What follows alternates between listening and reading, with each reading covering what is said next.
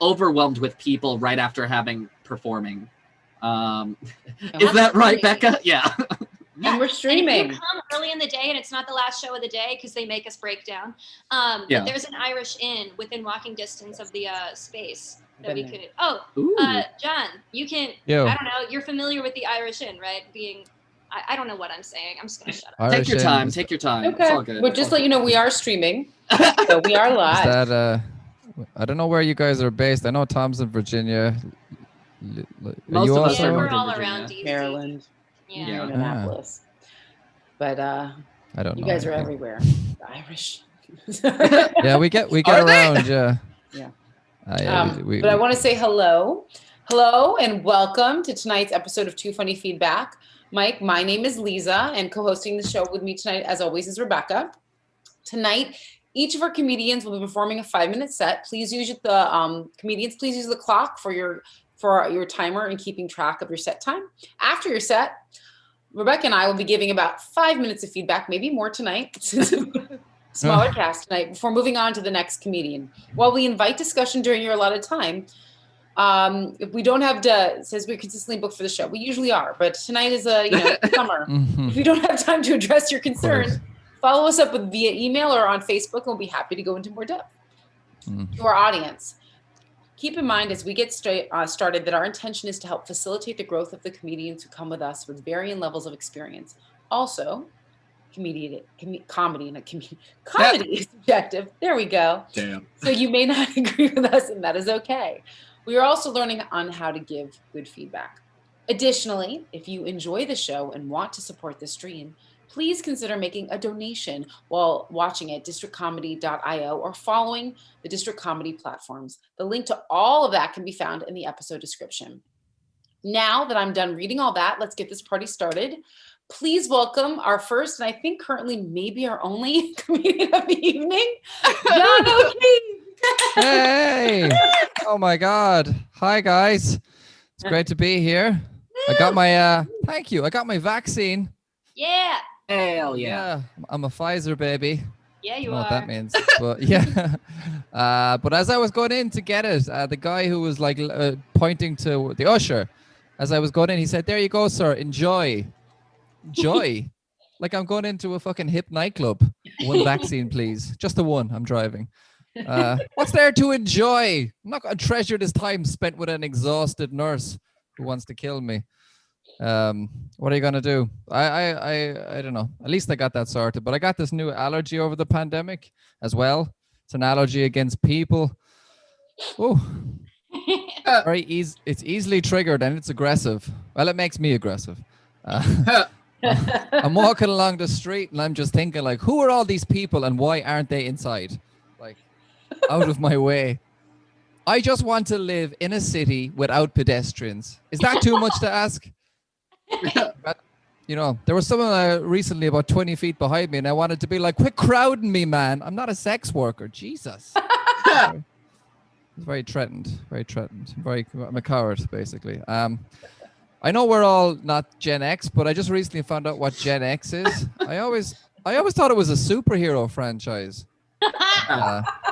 Doesn't it sound it's very sexy sounding generation, Gen X, kind of. But it's a bit overlooked though. People forget about it. It's 1965 up to 1980. So after boomers, before millennials, which they must feel like shit being stuck between racists and time wasters. Like I'm a millennial. I know we're all millennials. So I'm a millennial, and I still haven't forgiven myself for it. Not fully.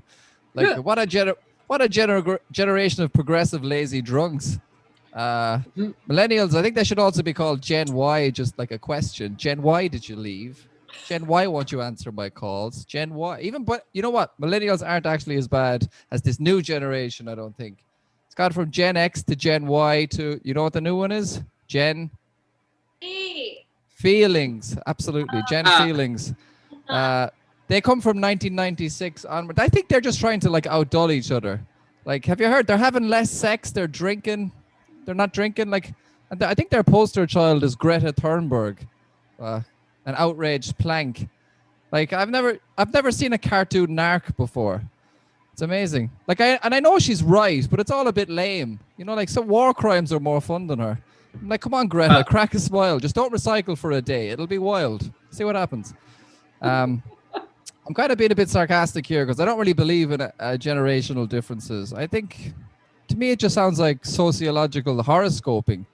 You know, so you're Gen X, so you're judgmental, and you're a millennial, so you're entitled, and you're Gen Z, so you think everyone's wrong. But isn't that just how everyone is? We're all a bit cynical and entitled. At the end of the day, I think all people are much the same. Assholes. How? Like, I think that's fair, right? The only real difference between generations is sex appeal and maybe the use of certain words. I mean, there's definitely some differences in like political correctness because my dad's a baby boomer, right? So that he was born in 1949, but like he's an Irish boomer, which means he's, in American terms, he's probably from like the 1870s. You know, like, and he's not a bad man. He's a saint. But he did recently tell me that my uncle, who's a Catholic priest, was saying mass. He'd be late to the house because my uncle was saying mass on behalf of the retarded. Oh. And me and my brother are there with our girlfriends, and we're like, Dad, that's not really politically correct. And then he looked at us funny and he goes, but John, they're very retarded. He thought he was being unfair. He thought we were being unfair and he was being progressive. So we're working on getting them up to 2021. I think the best we might get to is 1977. 84 at a push. I don't know. Okay. I thought that was longer, actually. I'm a bit short on material. I better finish on something, though. Okay, my girlfriend. My girlfriend's a pescatarian. Wait, that was, oh, Jesus Christ. I just realized what I said. My girlfriend's a pescatarian. That's where you guys, I don't know if you pescatarian is not a vegetarian. It's where you pretend to be a good person. But like, I eat meat, so I know I'm a monster. But my girlfriend looks down on me for it while she's eating the face of a fish. Like, how are you better than me when you're making eye contact with your dinner, which looks like a very delicious piece of salted compromise? You know, I mean, I eat everything equally. Except for fish. That's their I mean, seafood is just semen with feelings, right? I mean, how is that not broiled ejaculate? I eat meat, not fish. I think we should have our own name as a group, Dead by 55 or Stints in the Hospital. I think that could work. Anyway, I think I'm out of time. Thanks for having me, guys. Oh, actually, I turned off my recording. Like, you turned it back on, John. I know, because for the feedback, because I'm yay! idiot. Okay, good. I want to make sure it was on purpose. But I'll go first because Rebecca, you went first like every time last time. So we have an hour. So John, just buckle in. Thank you. It's late there, I know. I just really enjoyed this set very much so because it had a really good rhythm of in between, because sometimes, you know, we talk a lot about pace and energy at times, and I feel like you split the difference about all the notes. Sometimes, you know, we're like, slow down, give it a hair more for us to catch up. And then sometimes we're like, the energy goes up and down. I feel like you had a really good pace throughout the whole thing, which I really enjoyed. Like, it was just like, it was very conversational, but it felt that way, even though the setup wasn't that way. It wasn't like you're telling a story in that same manner, but like, I just felt like you were still just talking with me. And it was very natural rhythm that made sense. It gave me room to laugh and then also be alongside with each joke at the same time. I thought that was really strong. That's what overall came across for me with all this whole set. I always love that you check in. I like that you start with the vaccines. I feel like everything you're talking about is very topical and now, which I appreciate. And I just love it. The people, I liked the whole city with no pedestrians. I'm not a sex worker, like 20 feet behind. I enjoyed that. I am Gen X, by the way. So really? I thought you were yeah. You look very well. I'm literally, thank you. Well, I'm on the cusp. I'm like it's like, you know, I could go either way, that kind of there. I'm just right at the tip of it. That's what she said. All right. So I thought that I really enjoyed like the superhero reference to that and how you.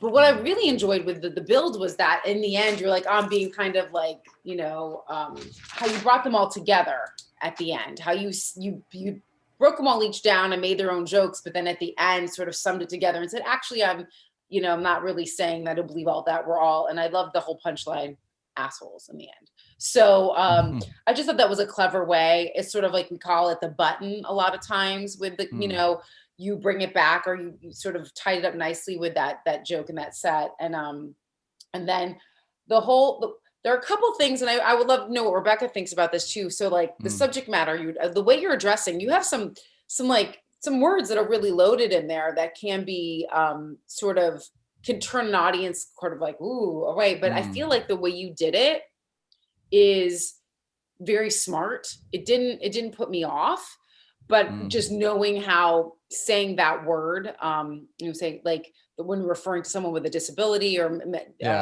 different, they call it, what do they call it now? Enlarging challenge. Like it's different.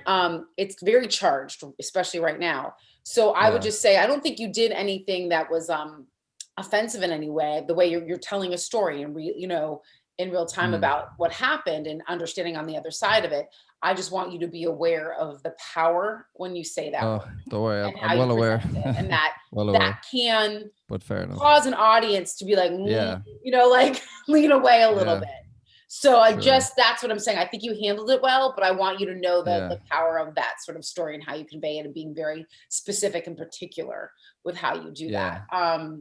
I really, and then another great thing you did is that when you realize you have more time, you just jumped where you're like, oh, I'll just bring this other thing. You have a great ability to be very spontaneous without it throwing you off and bringing in, I'll just throw this in. And so I enjoyed that you can do that and that you sort of made it succinct and still fit within the time and caught yourself about your girlfriend, how it sounded, but like, and I enjoyed the salted compromise and you're making eye contact with your dinner. I thought that was really fun. So that's pretty much what I have. I always enjoy your set. And I thought that this overall was a really strong, fun, engaging set.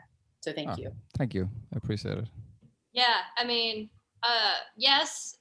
And I mean, just always a treat, John. Truly always a treat. I'll like follow up with what Lisa kind of said about like the one joke that you have about your dad and everything and like the charge. And I laughed really hard at that because I think that because you weren't making jokes about mentally challenged people. You were making fun of your dad. So it still worked. And I think I also laughed hard because like I used to live in Ireland and I'm aware of that culture. And so like that's really what it is. And so maybe like that joke would probably hit harder, with an Irish audience, an American audience, because it really is like that. Like it's just like the over the head, but they really are that word that I'm not going to say virtually. Yeah. But so like I think it works, but I think that it would more work for a local audience that's familiar with that culture and knows that kind of dynamic that the elders hold. But for sure. It just, because we have an hour, it just reminded me of this like one story that I had with my boss when I lived in Ireland, where we had like this one student who was clearly like he had ancestors that were not white. And she was like, it's a shame that poor Peter has jaundice. And I'm like, Pearl, no. Oh my God. You're just not familiar with non-white people. And I had to explain that. Jaundice. Yikes. Oh, wow. So I just, it's funny. You definitely hit on something there. So I think it's just the audience. I talked about that enough. So I saw a chance of like maybe exploring a joke a little bit more when I love like all your jokes about the vaccine and like going to see a nurse, have a great time going to see this nurse that probably wants to kill me. There's definitely an opportunity there of like, she wants to kill me, but instead she has to save my life. There's a contrast there that I think might be fun for you to explore. I think there's like a couple of punchlines that you can pull from that area that you're talking about. I feel like take this with a grain of salt, but I feel like your one punchline of like, I just want to live in a city with no pedestrians. You followed that up by saying, is that too much to ask? I think that you could just cut, is that too much to ask? Sure. Yeah. Like let it be stronger with just that one line. Yeah. And then like, sure, that makes sense actually. Yeah. And I mean, like, if you get a really big laugh, then throw in, is that too much to ask? But like separate enough so that one line is on its own. That makes sense. Yeah, because it doesn't add to it. If it doesn't add to it, it's just in the way or it's just extra words. Yeah, and I mean, like, and like, play it by ear with, like, if you're in a live audience and they're really laughing hard and you want to, like, you just do a quick follow-up thing. Yeah. It doesn't have, but I just want to make sure that one line. That makes sense. No, it makes sense. It's a good spot, I think. Yeah, it's a fair. I loved your observation about the sociological horoscopes about what a cool observation. When you say that we're all assholes, it might be interesting to say we're all assholes. I don't want to say like with different birthdays because that's what horoscopes are, but what is something differentiate? We're all assholes who grew up with different types of cars or something. Yeah. But like yeah, it kind of ties it. It's something that brings us all together, but just links us all together in some way. We're all assholes that drank milk in a different kind of way. Yeah. I get you. Yeah, they come up with there's a good example there for sure. I think something that could tie all the generations together. Different things. I don't know. Say that again, Lisa. Yeah. We're all assholes that hate just, we just call them hate different things. I don't know. There's something about like what we dislike that unifies us, but we just different words for it. I don't know. It's like we're all assholes that avoided commercials in different kinds of ways. I don't know. There's something there just to tie it back into because it was such a strong observation about the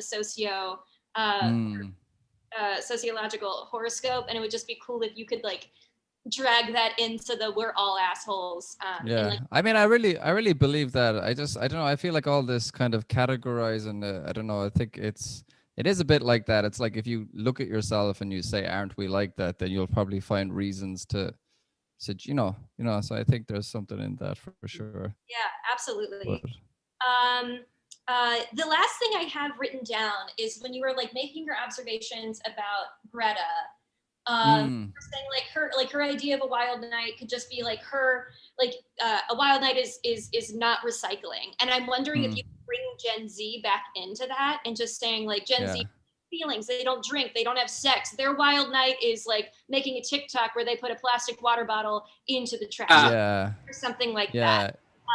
That makes sense. Yeah, something like that. TikTok would fit well there. Gen Z back into the jokes that you're having about Greta. I couldn't think of anyone else who would fit really. She seems like the obvious kind of person to represent this, even though I'm sure there's other examples. I think like Olivia Rodrigo with her fantastic breakup album, but that's it for me. I mean, all in all, I mean, it's always a treat. It's always really, really fun. And your pescatarian joke was so crisp and beautiful and chef's kiss and great job. Always a treat. Thank you. I appreciate it. I give it up for John. Thank you. Woo! All right. Fuck yeah. So our other comedian spotlighted this evening is our tried and true. I think both of them have earned a free T-shirt or something at some point. Funny feedback. We have our favorite Canadian, Desiree Walsh. All right, Desiree. Hi. Is Sad Clock working? Yes. Okay, good. Hi. You all know me. I'm Canadian. And I'm also disabled. There's really no joke there at this point. I just like saying it before all of my sets. Yeah. And I think most of you knew that. If you didn't, I do 3 to 5 mics a night. Where have you been for the last years? Like, honestly, where have you been? I want to do a tour of American gas stations. They fascinate me. There's a surprising amount of meat at your gas stations. I have discovered. Yeah. That joke needs a little bit more research, so we're just gonna leave that there. Yep, we are. As I said, I am disabled, and in Toronto, where I live, there are not a lot of disabled comedians. It's true, but I did meet one before the pandemic, and she also used a wheelchair, and she asked me to go see her set, and I said sure, and I was really, really excited to see her set, And then it dawned on me, what if we had the same jokes? Like I don't have hobbies. Like being Canadian and also in a wheelchair is like the only things I really have. Like the American snack stuff is new. So I just got a little bit worried because like, what if we had all the same jokes? And all I kept thinking is I'm gonna have to take up fishing. Is fishing even funny? Thank God she had a kid, so I was saved. But like, hats off to white straight male able-bodied comedians. I do not know how you do it. I have not heard the same dick joke twice. I have not. That is an old one. It took a lot shorter than I thought. I've been doing a lot of mics with Americans, and I love it because I'm learning so much about your country. For example, you have so many great snacks. As I have pointed out, you are the inventors of Fruit Loops donuts, the Uncrustables, and I think that's quite commendable, but I think it's rather gaslighting that a country with so many tasty snacks does not have universal health care, because the story should really be like, have another Baconator, we'll take care of you, not watch out for little Debbie, she'll kill you. One of the things I find particularly appalling about your healthcare system, it was hard to pick just one, is you have to pay for it, but also an ambulance ride is $3,400 if you don't have insurance. And that's American money, so it's a lot. I find that also fascinating because Ontario, the province I live in about 1990, decided they were going to start charging people $45 for an ambulance ride. And people were livid that the government would have the audacity to charge its people $45 for health care. And in fact, when I was little, I got injured and my mom was like, oh no, I think we need an ambulance. And my dad was like, no, put her in the back of the car. I'll drive real fast. I have this funeral sticker. Don't ask me how I got it, because I will be damned if I'm paying for a child to go to the hospital. To be fair to my dad, though, the house rule was if you can still breathe and talk, you do not need an ambulance. So shame on me for not passing out cold. The other thing I find really interesting is that if you have a baby, best case scenario, it's going to run you $10,000 in the US. Like, and that's not to send it to a good school and raise it right. That's to physically extract it out of you or your partner. And I just don't think that's fair, America, because having kids is bad enough. Why do we have to saddle new parents with debt? And because my parents are sociopaths, they would often, I'm going to run out of time. Fish it. Okay. Because my parents are sociopaths, they would often be like, if you were born in the US, we would be homeless. Because like I'm disabled and I'm also a twin, remember from before? If you didn't know that, where have you been the last 2 years? Yeah. And so finally, when we were little, we asked her, like our mom, like, what do Americans do that have babies that are sick or disabled? And she just looked at us deadpanned and said they stay in the hospital forever. So till I was like 11, I just thought all American hospitals were like that hallway scene from The Shining, but with babies. Thank you. Woohoo! Thank you. Give it up for Desiree Walsh. Woo! All right. Rebecca, do you want to go first? Yeah. I'm scribbling. Hold on. But don't forget. Oh my gosh, Desiree, I always love hearing your sets. You're so fun. I love it so much. I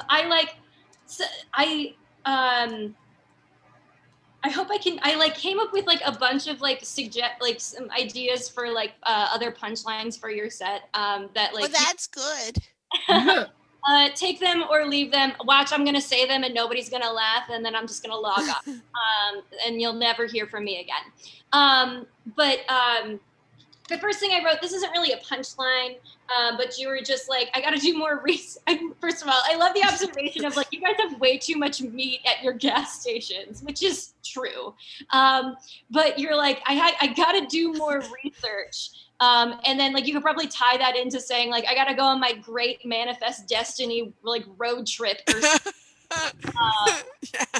And tying that into like that punchline just to make it a little bit more dynamic. But I mean, I love it the way it is. When you were talking about fishing and you were just like white able-bodied men with like fishing, I wrote, only white men can go stand by a lake with a stick for hours, catch no fish and call it a hobby. So I wrote that down for you. Of just like, and like, I mean, I think that like, if you touch on fishing, I know that it's a 5-minute set and you probably wanted to touch on a lot of things, but I feel like there is so much room to just, I would love for you just to like journal about your observations about fishing. Cause I want to hear Desiree's point of view of like, what are your opinions on what, like on fishing? Just like from your point of view, like, cause it's dumb. It's really dumb. My fiance has like gone fishing, invested a lot of money, and has never caught a fish. It's a stupid hobby. The other thing that I wrote, when you were talking about like in America, like it like having children is already terrible enough, and then it has to cost this much money. I wrote why like another way that you could phrase it, take it or leave it. Another way you could phrase it is like, why would we charge them for this terrible experience? Just to kind of, so it's like having a child is already terrible enough. Why would we charge them for it? So something to like play with. And then this other idea that I had when you said like your mom, I've heard this joke before, but it just came to mind. When your mom says like, what do they do in America with the disabled children? And your mom says, they don't leave the hospital. I wrote down, and for the longest time, that's how I thought doctors were made. Take that or leave that. But I just like, this was really fun. Like, I love listening to you because it was just like, it sent my brain going. So that's what I wrote down. These are all suggestions. It's already brilliant on its own. Yeah. But great. All right. Yes. I just really enjoyed your set. I love how you still, you know, I know you start with, I think pretty much every set I've seen you do, like I'm Canadian, and it varies if you're, you add the disabled part later, but I love how you keep making it fresh. How you say, where have you been? That's the first time I've heard you say that. I love that. And then how you tied that back in with the twin sister later on, like, well, where have you been? Like, I love that because you definitely, you just keep it fresh. So I feel like I've heard, I think almost all of this set, but in different ways and different iterations of like, and I love how you really put this one together. I just thought it was really fun, and it made me hear the jokes again in a new way. It kept them fresh. I was still giggling. And I think that's a real strength you have. And it's because of your energy and your spontaneity and your ability to have a joke and know it really well, but always say it a little differently or let it be present and fresh with you versus something that's rote. And I think that is one of your greatest strengths, because I've heard most of this material, but I never know how you're going to do it. And I still always find it engaging and funny. So, and you don't stop. Like you always are still working it and putting it in new places and tying it to something different. So I think I love the whole, the gas station thing. And I, as an American, have been to many gas stations.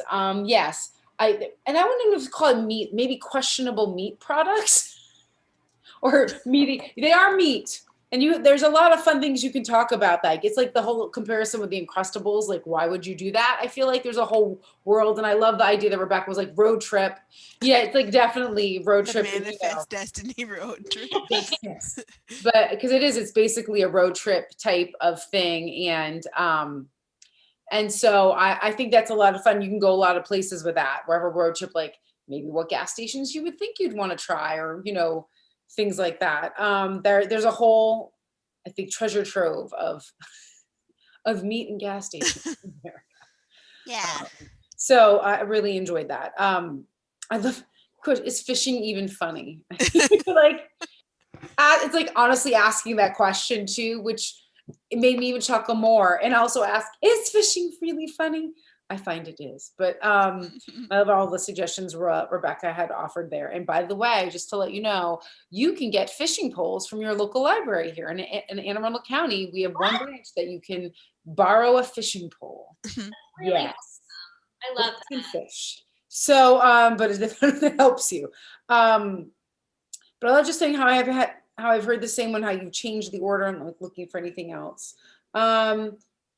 Just love how you're rewriting it, looking, and the whole weird. Yeah, that's pretty much all I have to say, because I just think you keep things fresh, no matter how many times I may have heard parts of these sets. You've always you make them new. And I loved how you say livid. You're like how you emphasize words, still playing with how you do emphasis and tone and volume with words, and that energy back and forth that always helps your stories. Even, and I've heard this one before, and this is just, it's about was it a Baconator will take care of you. Yeah. You can separate that a little bit more and make it like the commercial it should be. I would say that it still was strong, but I feel like that makes it stronger when you're like doing our Little Debbie, she's kill you. You just separating that a little bit more as titles as they are, because how you're sort of delivering it, I think will always punch up that joke. But in general, thank you so much. No problem. Anytime. Right. Give it up enough. I'm sorry. Thank you for your feedback. Thank you, everyone. Give it up again for Desiree Walsh. Yeah, fuck yeah, Desiree, yeah. Our sad clock is speaking.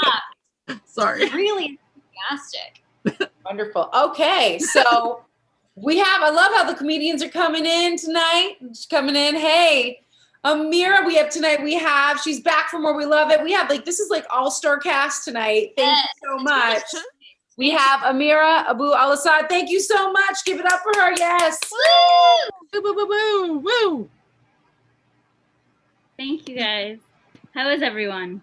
Great. I don't care. This is about me. All right. So I come from a strict Muslim family. I was all dolled up, ready to go out on a date. And my dad's like, hey, take off that makeup. You look like a whore. I was like, thank you so much. It's so sweet.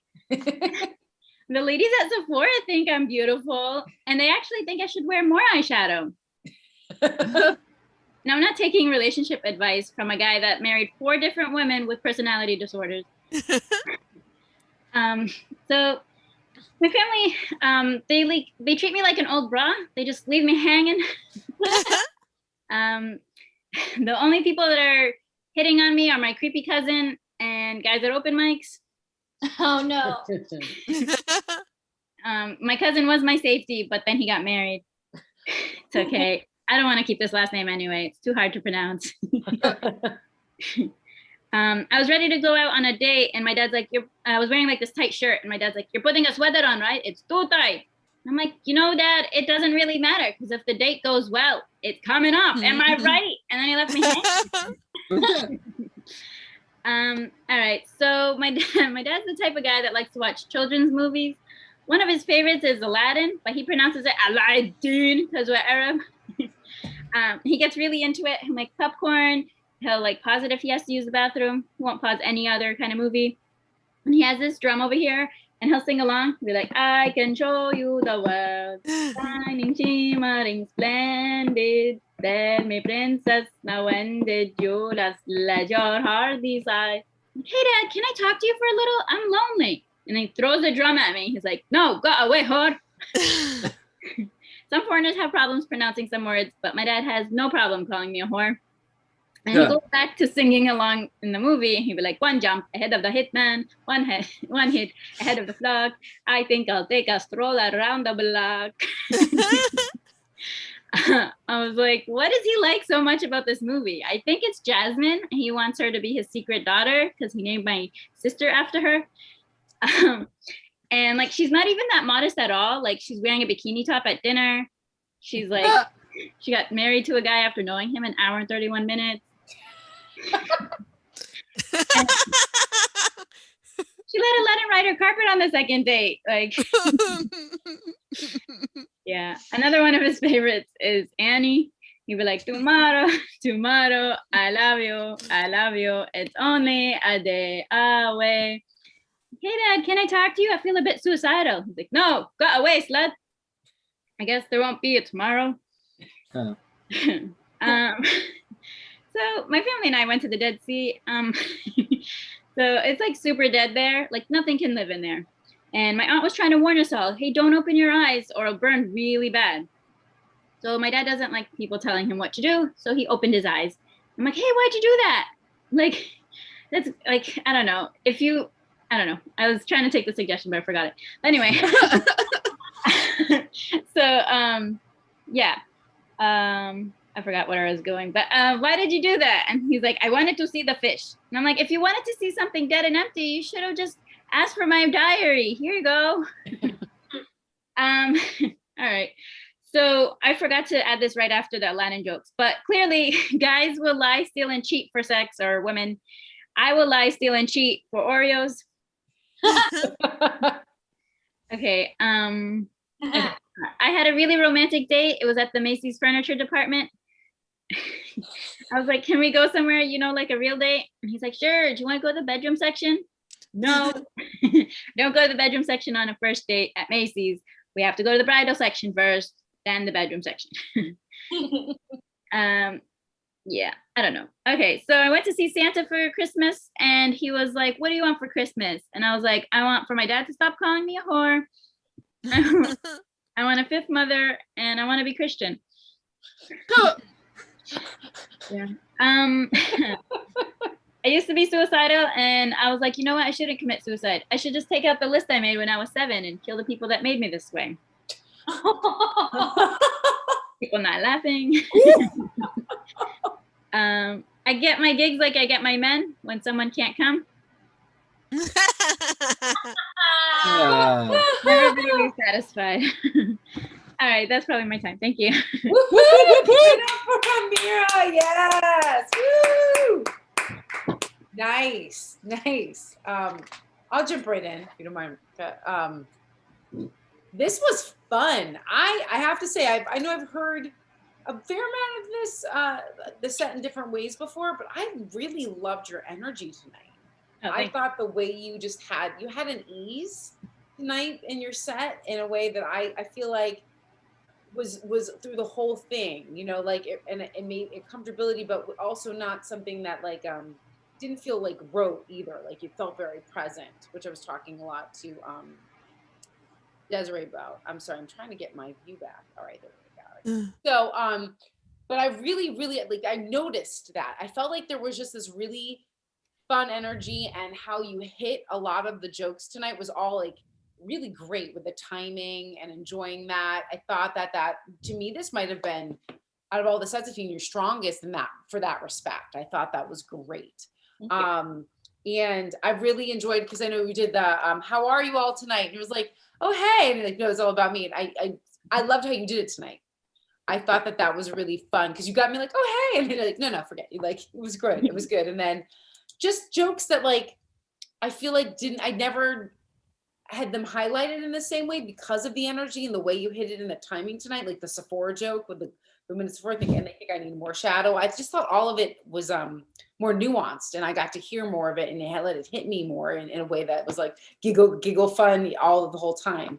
I loved how my family treats me with like an old broad just hanging it, and and just fun stuff, like all these little one-liners that you're so good at stood out and supported the next joke with that energy. I like how you brought the drum in this time too. I thought that was fun how you introduced it and like throw it. And my one thing, because I know you've been taking all my suggestions, and I think thank you for that. And if they're working great, if they're not, take them, throw them away. But that whole like last moment of decide, I just feel like when he's singing let it be, like he's enjoying me saying it. So when you jump out of him, it's abrupt, and it creates even more contrast to the next side of it, if that makes sense. But I love that. Love the whole Jasmine thing. Married. I love the 1:31. She marries a guy in an hour and 31 minutes. That's what makes it so funny, is that it's so specific. And it's the length of the movie. That's how long the movie is. So I love it. But that's why it's brilliant. Yeah. Like you went 100, you're like, oh, damn. Not even like in a first, like that was great. It was a really specific and funny moment. What was I saying? I thought you had like nice spontaneity tonight. And say, when you did get back off track, like a little bit, I like that you acknowledged it and kind of like, and then because you had such ease through the whole set earlier, it really didn't throw as the audience off. Like we're rooting for you, and you're like, oh, let me get back to that. I thought that was great.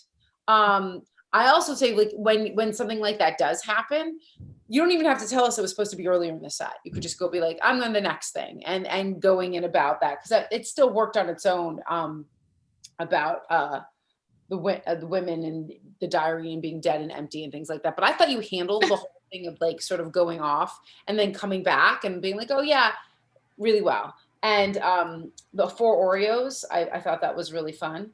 And the one segue I will say that I think that will help you, because you went about the Macy's and going to I love the bedroom thing. I think that you can also say, talking about Macy's, because Macy's is the place you would go see Santa. So that's a way to sort of connect those dots just a little bit more, because everything else was, you can say, to Macy's, I went to Santa there, saw Santa there, or like dropped off my letter to Santa, because that's what you do. Like Macy's, they have this whole thing, because I bring my daughter. So, but like that, just a little, like it's just a little dot to connect to the next part. And I really thought that was hysterical what you asked him for. And then at the end, to be Christian. It was awesome. So funny. And yeah, I just thought it was a nice set, really good list. And that there was an ease tonight that I encourage, and a playfulness. So thank you. Thank you. I agree with everything that's been said. It really is. It's just so fun. Like, even like the stuff that we've heard before, it's really, really fun to hear again. I've written down a lot of ideas. It's more than usual, but that's just because we have less comedians today. So I'm going to throw more suggestions at you. But you're a champion, and take what you want, and I will then leave what you don't want. This is how feedback works. I'm just doing the opening monologue. Anyway, so this idea that I had for when your dad's like, you look like a whore. I thought it'd be funny if you're like, first off, Dad, I look like a sex worker. And then later on, when he says, go away, whore, you could say, go away, sex worker, and bring it back. It's just an idea that popped into my head. Take it or leave it. I mean, I don't know how it felt for you, but I love that you did take my note last week of just like doing like, am I right, Dad, with the high five. It worked for me. I liked it. I wrote down, I'm like, what if you gave your dad a nickname in that? Like, am I right, Papa G? Or like whatever funny nickname you could have for your dad, just to make it even more casual, bro-y. Just to explore. Oh, Pop, maybe. Am I right, Pops? yeah, exactly. Something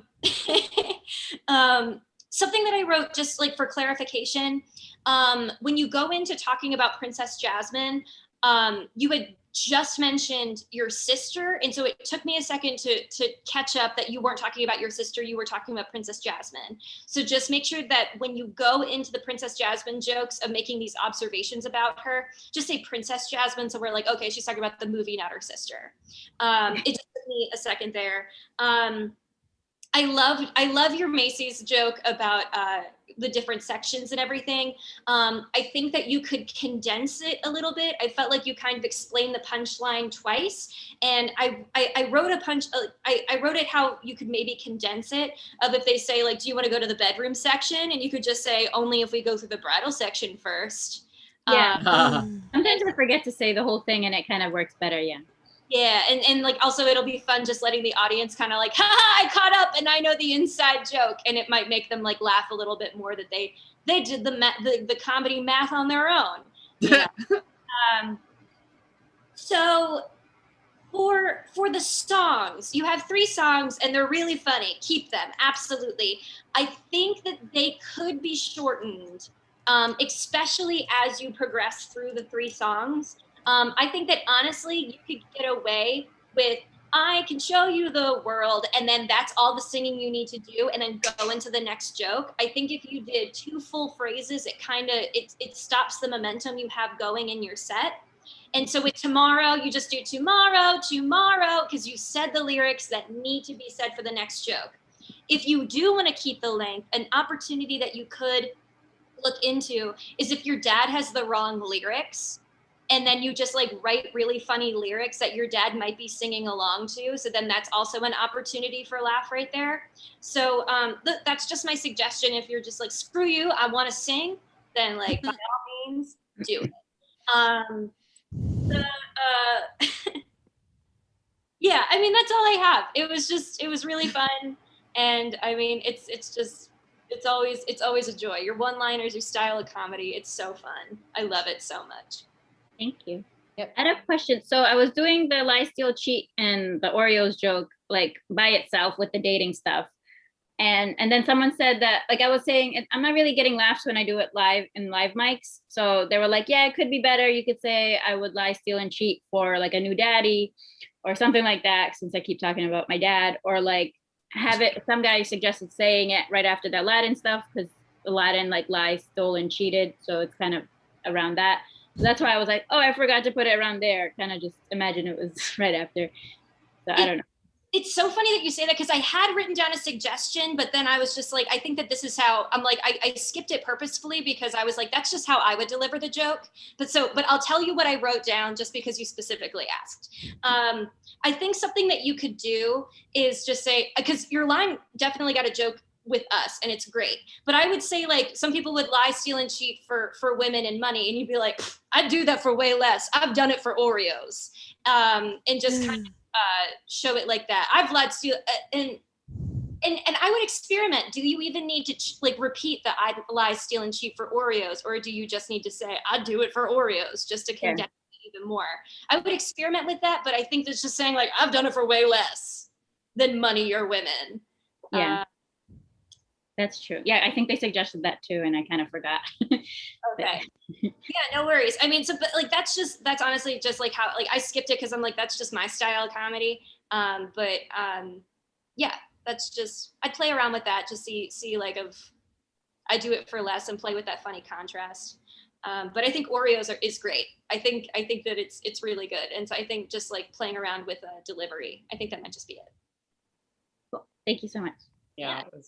And I love that you're always working things, that you're always, and that's what, I mean, I know obviously you're at a feedback mic, but that you guys, all of you, especially tonight, I feel like Desiree and you guys, everyone's always, you have all this material, but you're always trying to find that like sweet spot for all of it and how it ties together. So just that you're doing that all the time and thinking about it and being present keeps the jokes fresh and keeps the, and then when you figure out the way that's like, you know, cut print, like, and then it will work wherever you need to is great. So is it okay, like when I do like dating stuff and then I just want to cut into my dad's stuff and be like, I have no segues, we're talking about my dad now.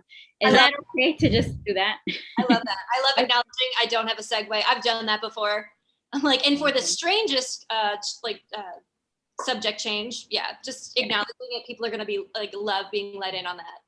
Yeah, okay. I think it's just when you acknowledge it, that's the difference versus just not having not having a good segue and just going to the next material. It's when you acknowledge it, that it's like we're all on the trip together. By the way, I just don't have a good way to, let's just do this, you know, kind of thing. Like, and on a completely unrelated note, my dad. Yeah. Thanks. Yeah, absolutely. Thank you. Sorry. Ended a little early tonight, but I would have to say, we've had a wonderful evening. I don't know if Sad Clock wants to join us tonight or not. There is a little I don't know. How are you feeling? I mean, this is a night for District Comedy All-Stars, and you are the OG. Oh God. I just feel an enormous amount of pressure also because I just looked over and saw we have not one but 2 viewers tonight. Oh wow. Holy shit! Oh my God! We've doubled our viewing. It's probably me. I am probably the other view. But like, I guess I can do it if I want. It is like real new real raw material. Do it. Okay. I'm working on it. I got to figure out how cameras work first.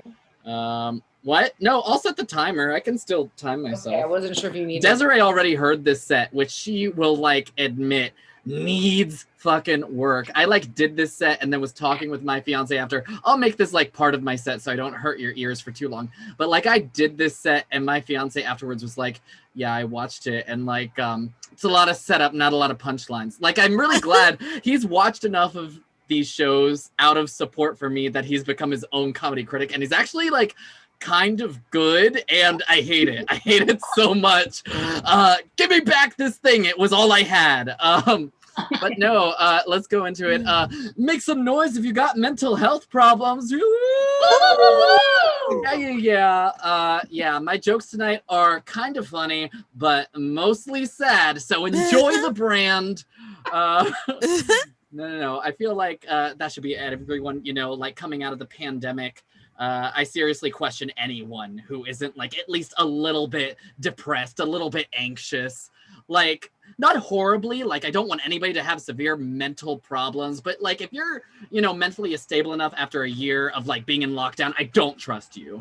Like, and you're probably a bank. Like that is what I have gathered in this experience. No offense, Desiree, I know you work at a bank. But to be fair though, trust issues are just one of the many symptoms of my mental illnesses. Like, I also interpret feedback mics as roasts, so that tells you where I am. No, I've been depressed though, especially because of the weight that I gained during lockdown. The only exercise I was doing was on the hedonic treadmill. That just means that my happiness is relative to the goals that I achieve. If you have not read a self-help book recently. But I like to think that no matter how depressed I am, that I will never hate myself so much to like make me go work out, like I'll rock myself to sleep in the shower because I don't feel like I deserve the bed, but I never put myself through a spin class. Like that is the area of discrepancy we are living. Nonetheless, I've been trying to build good habits, eating healthier, taking up a new hobby, practicing gratitude, whatever that means. But really, I've just been giving myself points for the basics. Like, I'm now happy if I can, like, take a shower, eat a vegetable, and continue to not die. Which everybody here in the room has been accomplishing so far, at least that last one. I can say without a doubt. But yeah, one of the healthier decisions I made last year was to quit drinking. I've noticed that this puts me at an unfair advantage to my peers. Like, if simply for the fact of, like, not experiencing hangovers anymore. So, in order to level the playing field, I just stopped taking my meds. It's really great. In both scenarios, I'm euphorically joyous, stay up all night, and then the next day when I wake up, I'm unable to get out of bed, regretting all of life's decisions. It's like the same thing. I love a party. But I've also been trying to diet. My favorite hunger suppressant is food. I don't know if you've heard of it. But Amira mentioned this at a mic the other day. She was at the same mic where I tried this stuff out. But I'm trying to do a vegan diet by choice, which I know is like so first world of me. And part of that has me learning about these very cool vegan substitutions for animal products. Like, as an example, did you know that if you take the water from a can of chickpeas and like whisk it vigorously for a very long time, you get something that tastes nothing like a delicious tiramisu? That is what I've discovered. I've done the research, don't worry. But yeah, I only got a minute left, so I'll just try and continue to convince you how fun I am by letting me tell you that one of my current hobbies, which I think is pretty cool, is reviewing books before they've been published. Which, it's pretty sweet. My liaison will like send me titles that they think I will specifically be interested in, which used to be really cool because they'd be like, hey, here's a book about robots. Hey, here's a book about, cosplay. And that was cool. But then the most recent one she sent me was a book titled "It's Your Funeral. Plan the celebration of a lifetime before it's too late." Oh, God. And I'm just like, what have I done to give her this impression, to think that this book is up my alley? Like, you know, I'm wondering if she's the other viewer tonight. Like, she has seen my set. She knows what's going on, and we can let her know. Anyway, that's my time. Thank you so much. And we'll give it back to the room. Give it back to our wonderful Tom. host. Yeah. Sad clock. Yes. Sad clock. Finally getting to be a part of, we get to give you feedback now. No. Other side of the coin. Rebecca, do you want to go? Yeah, I'm happy to go. I mean, like, first of all, I want to tell you my 2 favorite lines that you have. I love that you were like, I interpret feedback mics as a roast. So good. And then honestly, I mean, I said it, but like, I love a party. Just like that was the funniest follow-up line I've ever heard. And if you could just say it even cuter, of just like, I love a party. I don't know. But it's just, I'm going to be saying that to myself all the time. So, oh fuck, when was this? Oh, like in the beginning when you're just like, hey, who has mental health issues? Everybody's like, woo, woo, woo, woo. And, I wrote down like, your laughter is my validation. And I was like thinking, like, because that's really like why we're in comedy. And I thought that, and I think like, you know, like that's, if we have mental health issues and we're in comedy, we're really just looking for validation. And I'm like, if you're just like being that vulnerable of just like, and like having an opportunity to like be even more stripped down of just like, haha, like after they cheer, you're like, thank you, that's validating. And what I said is not funny, but I think that there's a way that you could like come up with a punchline there of just calling out what they just participated in. A little funny, but also a little bit true. Yeah. Yeah, right, like validating this like bad mental health thing that we do and that we seek for, because we can't validate ourselves. I wrote down when you were like, my favorite food suppressant or hunger suppressant is food. I don't know if you've heard about it. I wrote down, it's really big, like Gwyneth Paltrow has been raving about it. It's part of Goop. Yeah, exactly. I don't know, like if you wanted to have a couple of like lines of just talking about like food being the latest thing. Hunger suppressant.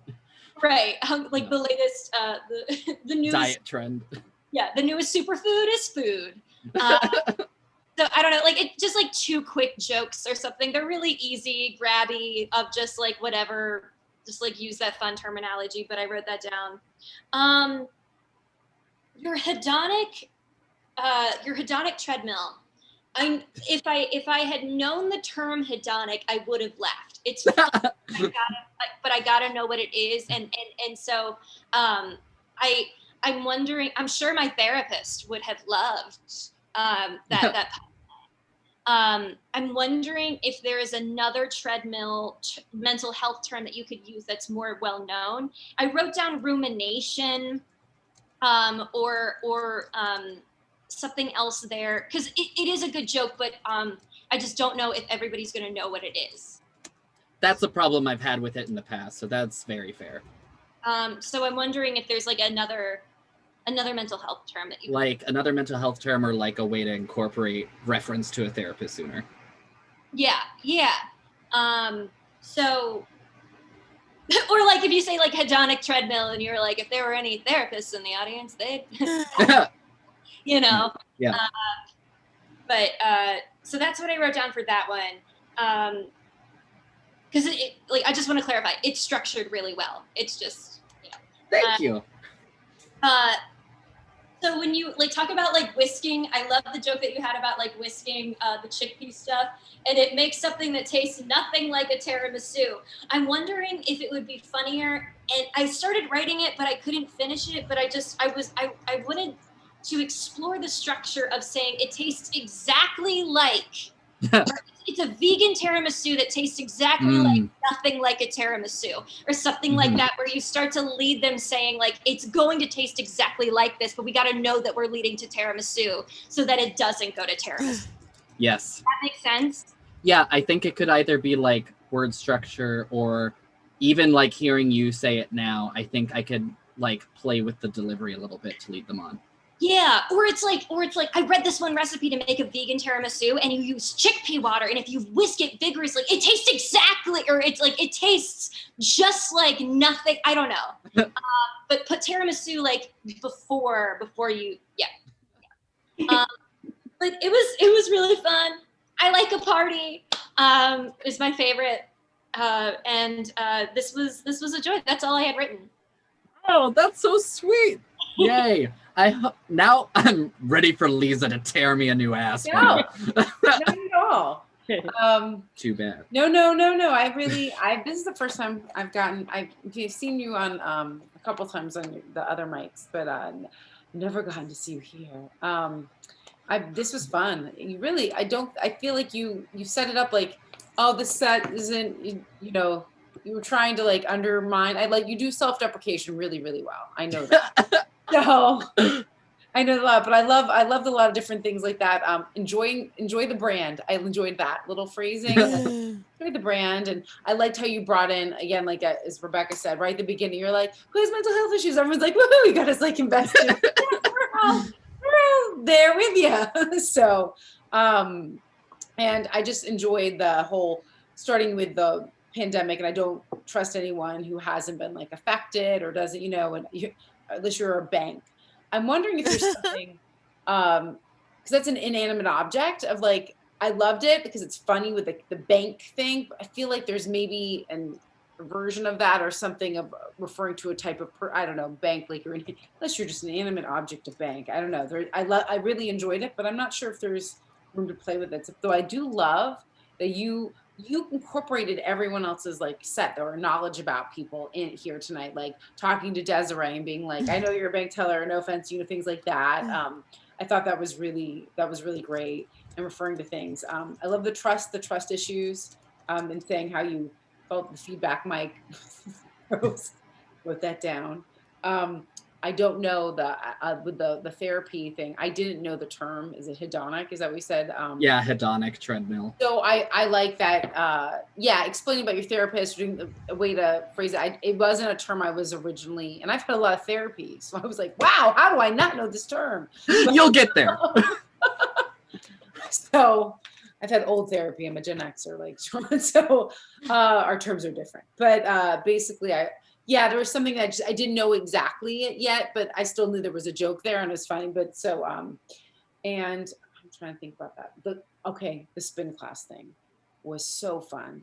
Oh yeah. Makes myself never take a spin class. There's a joke in the spin class. Everybody knows, because I've never taken a spin class and I never want to. Something there. There's like a little treasure trove of just an extra thing you can even put on that about a reference to a spin class. Because everyone, I feel like, spin class is like the punchline for exercise, like the spin class. Oh, no one was taking a spin class, So I enjoy that. There's something there. Practicing gratitude, whatever that is, I liked that. Giving myself points for basic things. Just thought it was really fun because, I don't know, maybe this is just tonight, the great energy you've had tonight and the fun you had. Like, I felt like there was a lot of, even though you were talking about maybe vulnerable subjects, as Rebecca said, you did it with such an upbeat manner that it made it really funny. So you were self-deprecating, but in a way that was very charming. So it didn't bring us down. It brought us with you and laughing with you, not at you, if that makes sense. Because when self-deprecating humor can be hard sometimes, but it depends on your POV. I knew I was going to bring it up. Oh, it's so weird being on the other side of the POV. Your POV, you have a really good way of being charming while saying that, because some people could do it and it's sort of like, wah, wah. You're like, oh, comedy is your validation, versus laughing with you and in a way. I love a party. Wrote it down. Rebecca and I are on the same. I love a party, wonderful way, and to level the playing field. The whole thing. Stop taking my meds. I thought that was really. I think maybe your strongest part of your set tonight, on how you led up to that, and I love a party. We're down hunger suppressant is the news on his food. I think Rebecca really gave you some great suggestions too, and just playing with that. One thing I will notice that you said first world problems of veganism, it's also a third world problem because they have no opportunities for protein. Just I don't know if there's a joke there. A little education. No, I'm kidding. Specifically second world. Third world, yeah, they don't really have that option of they have to be. There's no, when you get to choose to be a vegan, that's a very first world problem, I guess. But I enjoyed that. Something about you was reviewing the books that aren't published yet. I wrote, you work in the future. Ooh. Something I work in the future. I review books that haven't been released yet. There's something about that. And then talking about, what you got sent, that latest one. It's like, what algorithm is she using? And I liked how you'd say that's something talking about like the algorithm, how that created that. And I love that you brought in, maybe that's the other viewer tonight. So I think that, and I just went bit by bit, but overall it was the energy and the fun you brought to all of it, and how it was story-like, but you took us on a journey with all the punchlines too, and they didn't feel that way. It felt very engaging and very present. So those all really assisted you, and I think it made it a strong set. So thank you. Oh God, this is awesome. What's up, Rebecca? Big idea that I had for the bank line of like the way you can maybe turn it into a rule of three of, and this might not be funny. I'm gearing everybody up. Fucking go for it. Like if you made it through a year of isolation and you're not faced by it at all, you're probably a psychopath or a sociopath or a bank. Oh yes. Yes. So going through that and maybe deliver it better than I did. But no, that was great. Coffee flavored goop, says Amira. The tiramisu, it was right under that joke. Or oh my God, that fucking works. Awesome. Thank you guys so much. I really understand the appeal of this show now. That was really helpful. Oh good, yay. And take that, fiance. Great. All right, so I'm gonna do the outro now, all right? Woo, woo, woo, woo. Take it away. Tom again for being our final comedian of the evening, for being talk and always being there. Thank you for creating this venue, creating this space. So a big thank you to my co-host, Rebecca, to the comedians for being so open to feedback, and of course to our awesome audience of 2. Again, if you want to support the stream, you can do so at districtcomedy.io. And if you want to be on the show, you can sign up using that same link. See you next week and have a great night. Woo, woo, woo, woo.